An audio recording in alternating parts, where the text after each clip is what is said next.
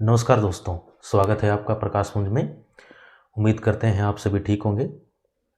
जैसा कि आपको पता है कि हमने केमिस्ट्री के कुछ इंपॉर्टेंट क्वेश्चन जो हैं शुरू किए थे, जो कि एग्ज़ाम पॉइंट ऑफ व्यू से पढ़ना ज़रूरी है ताकि उससे हम सिलेबस को कवर कर सकें।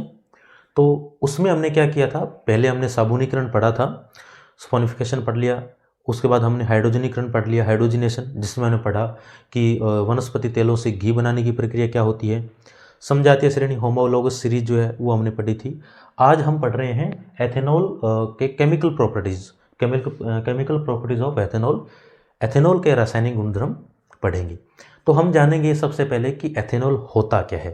तो स्वभाव से सीधा हम ये समझते हैं कि एथेनॉल का मतलब हो गया कि अल्कोहल, कि सर हमें पता है कि ये अल्कोहल है और ये वही अल्कोहल है जो हम सोच रहे हैं, जिसको ग्रहण करने से जो दिमाग जो है वो सही तरीके से काम नहीं करता है, जिसको पीने से सोचने की प्रक्रिया जो है वो बहुत धीरे हो जाती है। ये ऐसे समझ सकते हैं कि इसका उपयोग जो है जिस तरीके से हम सोचते हैं वैसा नहीं होता।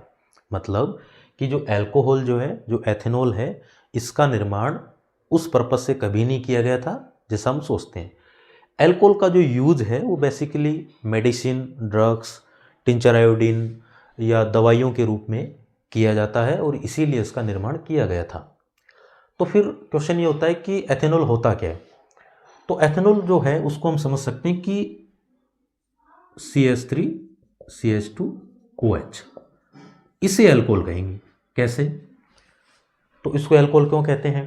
देखो, इसका मतलब है अगर मैं इसकी स्ट्रक्चर बनाऊं तो क्या होगा। इसको मैं एक बार साफ कर लेता हूं।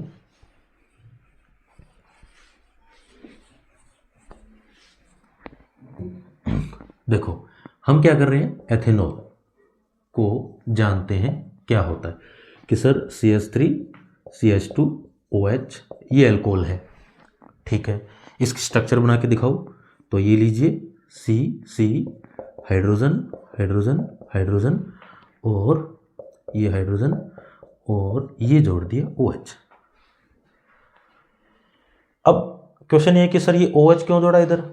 बिकॉज ये फंक्शनल ग्रुप है और कार्बन और हाइड्रोजन बॉन्डिंग, जो ये स्ट्रेंथ बॉन्डिंग है, इसके बीच में OH जो है एक फंक्शनल ग्रुप है जिसके कारण ये अल्कोहल में तब्दील हो रहा है। ठीक है, अब ये है कि इस एथेनॉल की केमिकल प्रॉपर्टीज क्या होगी। तो उससे हम पहले ये जानेंगे कि इसको एथेनॉल क्यों बोलते हैं।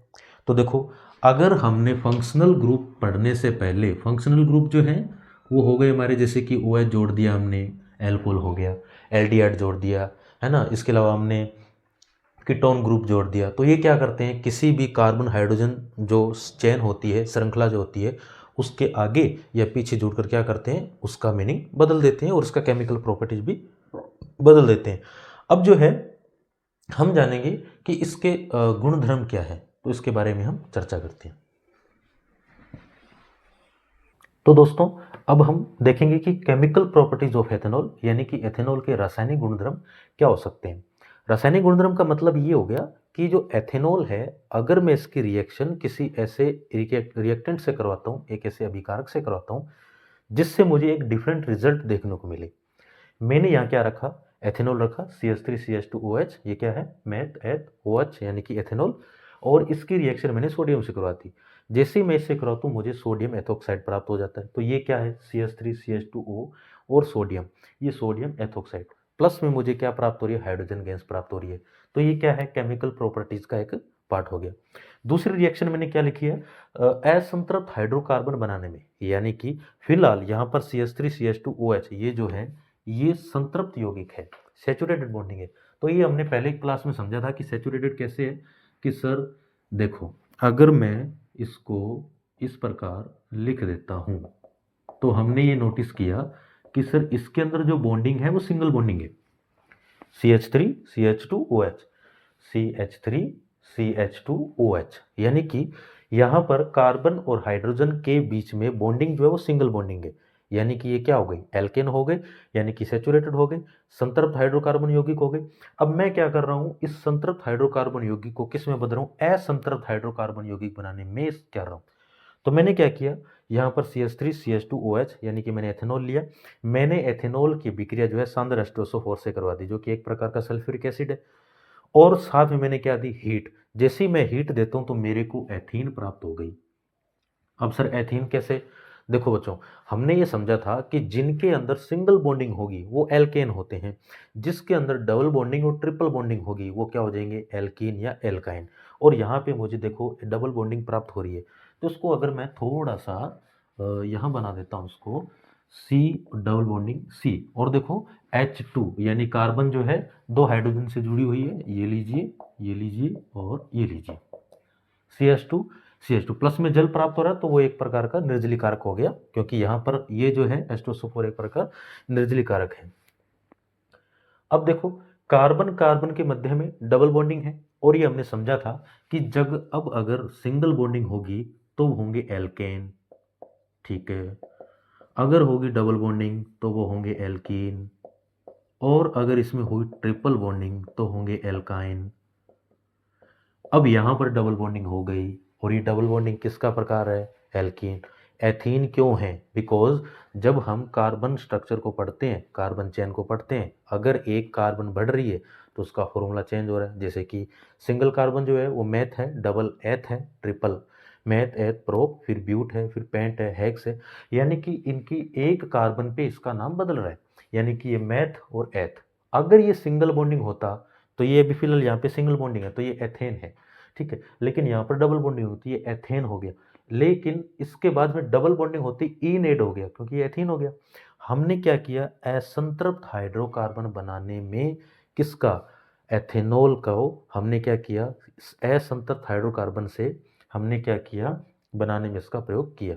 तो प्रोसेस क्या हुई, तो दो पॉइंट पढ़े हमने कि सर एक तो ये है कि अगर आप सोडियम की रिएक्शन किससे करवा रहे हो, एथेनॉल से करवा रहे हो, तो हमें सोडियम मेथॉक्साइड प्राप्त हो रहा है, जो कि एक प्रकार का एथेनॉल का रासायनिक गुणधर्म है, ठीक है। सेकंड कंडीशन क्या है कि जो संतृप्त हाइड्रोकार्बन यौगिक होते हैं, जो सैचुरेटेड बॉन्डिंग कंपाउंड होते हैं, उनको हम अनसैचुरेटेड हाइड्रोकार्बन कंपाउंड में बदल सकते हैं। तो हमने क्या लिया, यहाँ पर CH3CH2OH लिया, जो कि एक प्रकार का एथेनॉल है, जिसकी रिएक्शन मैंने H2SO4 शानदार H2SO4 लिया और इसको हीट दिया, टेम्परेचर दिया। जैसे ही मैं यहाँ पर हीट देता हूँ मेरे को एथीन प्राप्त हो रही है। तो बेसिकली हमारा यही प्रयास था कि हम क्या करें, इसको सैचुरेटेड से अनसैचुरेटेड बॉन्डिंग में कन्वर्ट कर सकें। तो हमने क्या किया, इसको कन्वर्ट कर दिया, और हमें क्या प्राप्त हो गया, जल। और ये एक प्रकार का क्या है, निर्जली कारक भी होता है, एक अच्छा डिहाइड्रेशन के रूप में कार्य करता है। तो हमने केमिकल प्रॉपर्टीज ऑफ एथेनॉल में क्या पढ़ा कि एथेनॉल जो है उसको अगर हम इन से रिएक्शन कराते हैं, H2SO4 से, हमें ये प्राप्त हो रहा है। अगर मैं सोडियम से कराता हूँ तो मुझे ये प्राप्त हो रहा है। और ये हो गए एथेनॉल की रासायनिक गुणधर्म, केमिकल प्रॉपर्टीज ऑफ एथेनॉल। अब इस क्वेश्चन ये भी पूछ सकता है कि इसका यूज क्या है, टिंचर आयोडीन हो सकता है दवा बनाने में, मेडिसिन के रूप में, ड्रग्स के रूप में हो सकता है। इसके अलावा जो है एक अच्छा डिहाइड्रेशन भी है, अच्छा सोलवेंट है, सबसे अच्छा उदाहरण है कि ये एक अच्छा सोलवेंट है, यानी कि एक अच्छा विलायक है, अच्छा विलायक है।